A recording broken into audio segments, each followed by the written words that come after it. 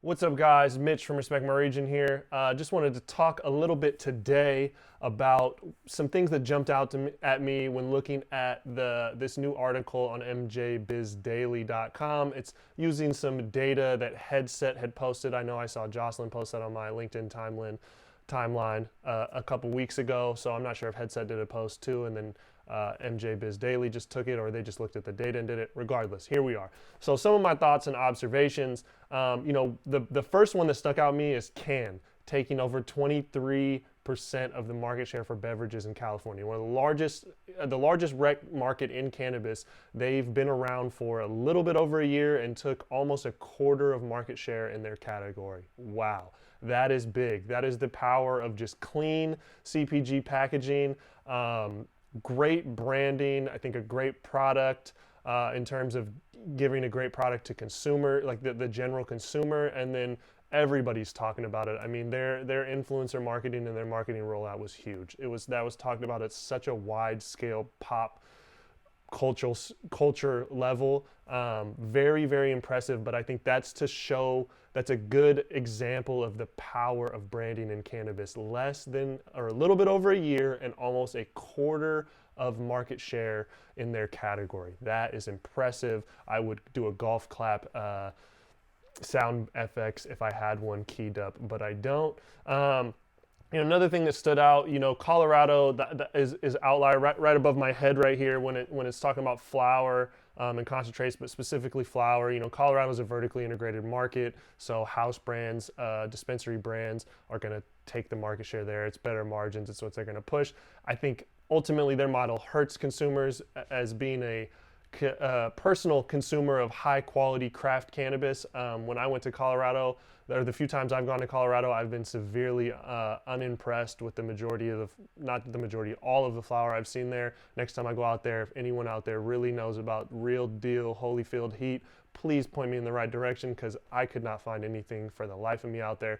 But regardless, I just want to point that out as an outlier. But it's definitely interesting. When you look at the top of the graphs, beverages and edibles, there's only a couple brands that are, 2 to 3 in most of these cases, that are holding 50 to 70% of the market share. It should be of no surprise when you're manufacturing these edibles and these beverages.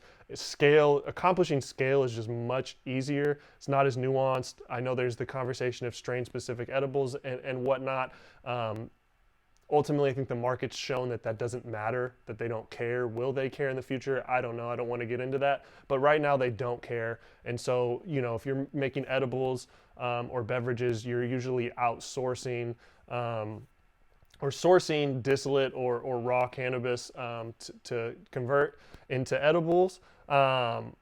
And so just that business model is just much easier to scale if a brand or a company has the right pockets and right packaging. I think that's just a category that's going to be easy to scale. We see it in the numbers up there.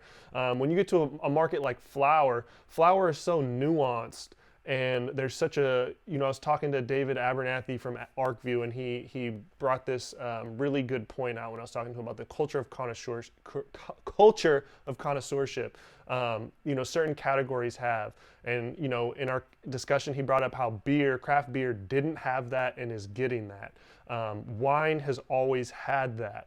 Cigars has always had that. Cigarettes does not have that. Cannabis as a whole, it does have that, but flower for sure. The culture of connoisseurship, man, I'm really tripping up on that, is alive and well in the flower category. I mean, if you look at, Washington and California, it's like 30 brands make up, 7% and 4% of the market. I mean, there's so many brands out there.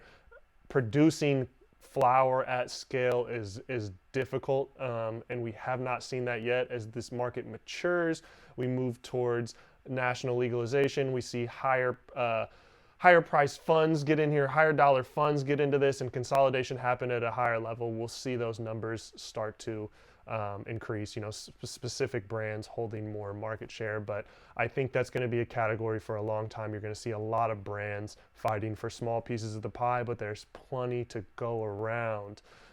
It's just really interesting, the differences. Cannabis is often compared to, beer, wine, tobacco, and different categories in this vertical, I think have good examples in other industries. You know, when it comes to beverages and edibles, I think you can compare that to maybe beer and craft beer. I think when you look at flower right now, it's very much more similar to the wine industry. Maybe as it progresses, matures, and consolidates, it'll go a little bit more to that beer versus craft beer, in a sense that, you know, one or the major brands are going to control 80% of the market and craft brands are control 20. But I think we're still a ways off of that happening. I'm just curious, what are some of the things when looking at this data jumped out at you? What are some of your predictions over the course of the next year, the next 3 to 5 years, and just your thoughts on legal cannabis?